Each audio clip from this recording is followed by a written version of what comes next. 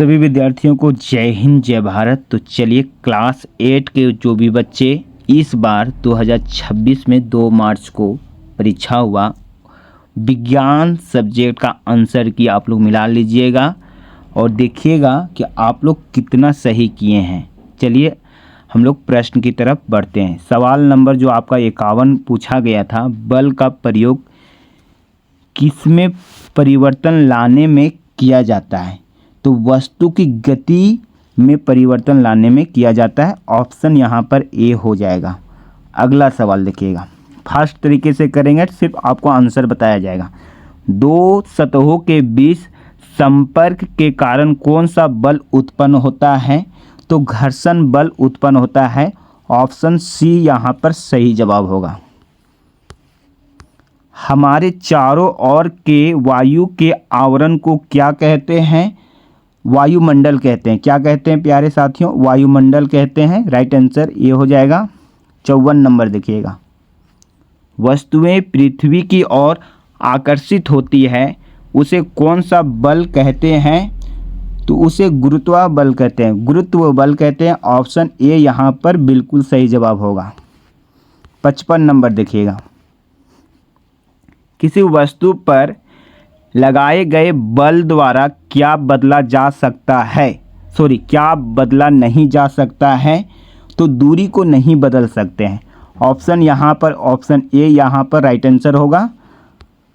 55 हो चुका है। 56 नंबर देखिएगा, ज्ञान इंद्रियां में से एक सबसे महत्वपूर्ण ज्ञान इंद्रियां कौन सी है? तो आँख हमारी सबसे महत्वपूर्ण इंद्रियां है।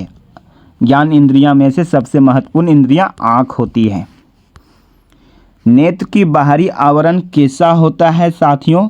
तो नेत्र की बाहरी आवरण सफ़ेद और कठोर दोनों होता है, यानी कि आंसर हो जाएगा ए और बी दोनों। Option C. सवाल नंबर देखिएगा 58, रेटिना किससे बना होता है? तो साथियों रेटिना जो होता है अनेक तंत्रिकाओं कोशिकाओं से बना होता है। ऑप्शन यहाँ पर ए हो जाएगा राइट आंसर। जो पिंड दूसरी वस्तुओं के प्रकाश से चमकते हैं उसे क्या कहते हैं? उसे अप्रदीप वस्तु कहते हैं या अप्रदीप पिंड कहा जाता है। ऑप्शन बी हो जाएगा यहाँ पर सही जवाब। 60 नंबर, समान नेत्र के लिए निकट बिंदु की दूरी क्या होती है? 25 सेंटीमीटर होती है। ऑप्शन सी हो जाएगा यहाँ पर राइट आंसर। 61 नंबर देखिएगा, जब श्वेत प्रकाश प्रिज्म से होकर गुजरता है तो प्रिज्म के आधार की ओर प्राप्त रंग कैसा होता है? तो बच्चों प्राप्त रंग का जो प्रकार जो होता है वो बैगनी आकार का होता है, यानी कि बैगनी कलर का होता है। राइट आंसर ऑप्शन सी हो जाएगा। ठीक है, right answer C, option C. सवाल नंबर 62, उत्तल लेंस के फोकस तथा प्रकाशित केंद्र के बीच रखी गई प्रतिबिंब होगा। तो उत्तल लेंस बोला गया है साथियों, तो आभासी और बड़ा और सीधा प्रतिबिंब बनाता है। तो ऑप्शन ए यहाँ पर राइट आंसर हो जाएगा। सवाल नंबर 63 देखिएगा, सवाल नंबर 63 जो आपका कह रहा है उस राशि का नाम बताइए जिसका मात्रक न्यूटन होता है। बल का सही मात्रक न्यूटन होता है। ऑप्शन बी हो जाएगा। पीतल क्या है साथियों? तो पीतल एक मिश्र धातु है। राइट आंसर हमारा ऑप्शन सी यहाँ पर सही जवाब होगा। 65 नंबर देखिएगा, कमरे के ताप पर द्रव अवस्था में रहने वाली धातु क्या है? तो हमारा पारा जो है द्रव अवस्था में पाई जाती है। ऑप्शन ए यहाँ पर सही जवाब। धात्विक ऑक्साइड होते हैं। धात्विक ऑक्साइड जो होते हैं प्यारे साथियों क्षारीय ऑक्साइड होते हैं। तो यहाँ ऑप्शन बी हो जाएगा आंसर। 67 नंबर, सबसे अधिक सक्रिय धातु जो होता है साथियों वो हमारा पोटासियम होता है। ऑप्शन के अनुसार पोटासियम सही जवाब होगा। विद्युत घंटी किस प्रभाव पर कार्य करती है? तो चुंबकीय प्रभाव पर कार्य करती है साथियों। ऑप्शन सी यहाँ पर सही जवाब होगा। विद्युत बल्ब में कौन सी गैस भरी जाती है? तो विद्युत बल्ब में निष्क्रिय गैस भरी जाती है। ऑप्शन सी यहाँ पर सही जवाब होगा साथियों। चुंबकीय क्षेत्र का एसआई मात्रक क्या होता है? चुंबकीय क्षेत्र का एसआई मात्रक टेस्ला होता है, याद रखिएगा, टेस्ला यहाँ पर सही जवाब होगा। अगला सवाल देखिएगा, विद्युत चुंबकीय प्रेरक की खोज किसने की थी? विद्युत चुंबकीय प्रेरक की खोज करने वाले कर्ता धर्ता है फैराडे।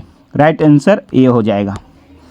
पृथ्वी का विभव होता है, पृथ्वी का विभव जो होता है साथियों शून्य होता है। ऑप्शन सी यहाँ पर सही जवाब होगा। कौन विद्युत धारा बहुत कम प्रभावित होने पर भी दीप्त होता है? तो कम प्रभावित होने पर भी जो दीप्त होता है उसका नाम है एलईडी। ऑप्शन बी हो जाएगा सही जवाब। ठीक है साथियों, अगला सवाल देखिएगा 74 नंबर। कौन सी धातुएं विद्युत का चालन करती है? तो विद्युत का जो चालन करती है साथियों उसका क्या नाम है? सो सवाल पूछा गया है, कौन सी धातु विद्युत का चालन करती है? तो हमारा तांबा और एल्युमिनियम दोनों करती है, यानी ऑप्शन ए और बी सही जवाब होगा। वह पदार्थ जो अपने से होकर विद्युत धारा को प्रभावित होते यानी होने देते हैं, जो विद्युत के क्या कहलाते हैं? तो विद्युत के जो हैं सुचालक कहलाते हैं, यानी कि option B is right answer. जहाँ पर विद्युत प्रभावित होती है विद्युत के सुचालक कहलाते हैं। बेलों द्वारा गाड़ी को खींचना किस प्रकार का बल का उदाहरण है? तो ये पेशीय बल है साथियों। ऑप्शन ए यहाँ पर सही जवाब होगा। अगला सवाल, दरवाजे को धक्का देने पर कौन सा बल लगता है? तो धक्का हम लोग देते हैं, अभिकर्षण नहीं करते, अपकर्षण करते हैं। अपकर्षण यहाँ पर राइट आंसर होगा। ऑप्शन ए यहाँ पर सही जवाब होगा। पृथ्वी की सतह से ऊंचाई को बढ़ने के साथ साथ वायुमंडल दाब जो है होता है वो घटता है। वायुमंडल दाब क्या होता है साथियों? घटता है। राइट आंसर ऑप्शन ए हो जाएगा। पौधे व जंतु कहाँ पाए जाते हैं? जंगल और पानी, आकाश, ये तीनों जगह पर पाए जाते हैं। तो आकाश में तो नहीं पाए जाते हैं साथियों। ऑप्शन ए और बी सही होगा, यानी कि option D is right answer. प्रति इकाई क्षेत्रफल पर लगने वाले बल को क्या कहते हैं? प्रति इकाई क्षेत्रफल पर लगने वाले बल को हम लोग दाब कहते हैं। क्या कहते हैं? दाब यहाँ पर सही जवाब होगा। कोशिकाओं का समूह किसका निर्माण करता है? कोशिकाओं का समूह जो होता है वो ऊतक का निर्माण करता है। राइट आंसर ऑप्शन सी हो जाएगा यहाँ पर। निम्न में से सबसे बड़ी कोशिका किसकी होती है? सबसे बड़ी कोशिका जो होती है वो शुतुरमुर्ग के अंडे का होता है। शुतुरमुर्ग के अंडे का सबसे बड़ी कोशिका होती है। कोशिका का क्या अर्थ है साथियों? तो कोशिका का जो अर्थ होता है वो क्षुद्रतम जीवित अंश होता है। कोशिका का मतलब क्षुद्रतम जीवित अंश को ही कोशिका कहा गया है। जंतु कोशिका में नहीं पाए जाते हैं। बताइएगा, जंतु कोशिका में क्या नहीं पाए जाते हैं? तो प्लास्टिड जो होते हैं वो नहीं पाए जाते हैं। ऑप्शन यहाँ पर बी इज राइट आंसर होगा। अगला सवाल, कोशिका कितने प्रकार के होते हैं? कोशिका दो प्रकार के होते हैं साथियों। दो प्रकार के होते हैं, प्रोकैरियोटिक और यूकैरियोटिक। ये दो प्रकार के होते हैं कोशिका के, दो प्रकार ना। सवाल नंबर देखिएगा 86। सजीव में आनुवांशिक गुणों का वाहन है। सजीव में आनुवांशिक गुणों का वाहक जो होते हैं वो होते हैं प्यारे साथियों जीन होते हैं। जीन होते हैं। राइट आंसर ऑप्शन सी हो जाएगा। सूक्ष्म जीव का प्रकार है। सूक्ष्म जीव जो होते हैं साथियों विषाणु, जीवाणु और कवक, ये सभी होते हैं। यानी राइट आंसर हमारा ऑप्शन ए, बी, सी, यानी कि बोले तो इनमें से सभी। तो यहाँ पर सही जवाब हो जाएगा ऑप्शन डी हो जाएगा साथियों। क्लियर है? चलिएगा, खाद्य परिरक्षण की विधि है। खाद्य परिरक्षण की विधि क्या है साथियों? तो खाद्य परिरक्षण की विधि जो होती है वो शीतलन, पाशुरीकरण और निर्जलीकरण, इनमें से सभी आंसर हो जाएगा ऑप्शन डी। अगला सवाल है पॉलीथीन पैकेट में आने वाला दूध को खराब होने से बचाने के लिए क्या किया जाता है? तो उसमें जो किया जाता है साथियों, उसमें क्या किया जाता है? पाश्चुरीकरण किया जाता है। ऑप्शन यहाँ पर आपका बी इज राइट आंसर होगा। नेक्स्ट, मानव रोग कौन सा विषाणु के कारण उत्पन्न होता है? तो मानव रोग जो होता है इन्फ्लुएंजा यानी option B is right answer होगा। परपोषी की कोशिकाओं के भीतर मौजूद रोगजनक सूक्ष्म जीव किन औषधि से मर जाते हैं साथियों? तो मर जाते हैं प्रतिजैविक औषधि से मर जाते हैं। किन औषधियाँ से मर जाते हैं? प्रतिजैविक औषधियाँ से। सवाल नंबर देखिएगा 92, पेनिसिलिन प्रतिजैविक की खोज किसने की थी? तो उनका नाम था अलेक्जेंडर फ्लेमिंग। अलेक्जेंडर फ्लेमिंग ने खोज किया था। Right answer. आ रहे हैं, बैठो।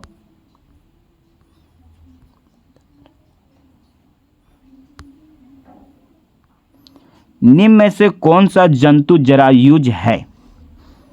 तो मनुष्य जो है जरायुज है, जन्म लेता है ना। राइट आंसर हमारा ऑप्शन ए। समान स्थिति में बाह्य निषेचन किसमें होता है? समान स्थिति में बाह्य निषेचन किसमें होता है? सवाल पूछा गया है, तो मेढक में बाह्य निषेचन होता है।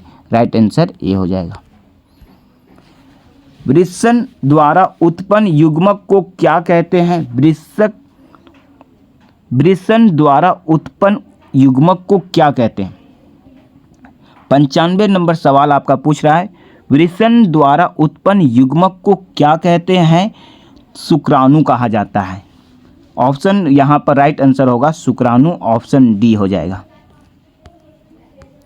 अलैंगिक जनन में कितनी जीवों की आवश्यकता होती है? अलैंगिक जनन में कितनी जीवों की आवश्यकता होती है? मात्र एक जीवों की आवश्यकता होती है, याद रखिएगा। Option A is right answer होगा। लैंगिक में 2। मुकुलन द्वारा जनन निम्न में से किसमें होता है? तो मुकुलन द्वारा पूछा गया है, तो हाइड्रा द्वारा होता है। राइट आंसर ऑप्शन हो जाएगा ए। माइटोकॉन्ड्रिया किसमें अनुपस्थित होता है साथियों? माइटोकॉन्ड्रिया जो होता है जीवाणुओं में अनुपस्थित होता है जीवाणुओं में। राइट आंसर हो जाएगा सी। प्रोकैरियोटिक कोशिका में निम्नलिखित में से कौन सा सही नहीं है? सो बोल रहा है प्रोकैरियोटिक कोशिका में निम्न में से कौन सा नहीं होता है? तो कौन सा नहीं होता है साथियों? तो केंद्रक नहीं होता है। राइट आंसर यहाँ पर इस सवाल का आंसर सी हो जाएगा। और ये लास्ट सवाल आपका है, सेल्यूलोज भित्ति किसमें सेलों में पाई जाती है? बताइएगा। तो इसका सही जवाब होगा किसमें पाई जाती है? तो ऑप्शन डी हो जाएगा पौधों में। तो इस तरह से हम लोग साइंस के 50 MCQ आपको पूछे गए सवाल में, उन सभी प्रश्नों का उत्तर आपको बता दिया गया। आप लोग अपना अपना स्कोर कमेंट जरूर कीजिएगा, और चैनल पर नए हो तो चैनल को सब्सक्राइब, वीडियो को लाइक, अधिक से अधिक शेयर करने का प्रयास कीजिएगा। धन्यवाद। मिलते हैं नेक्स्ट वीडियो में, तब तक के लिए आप सभी को धन्यवाद। जय हिंद, जय भारत।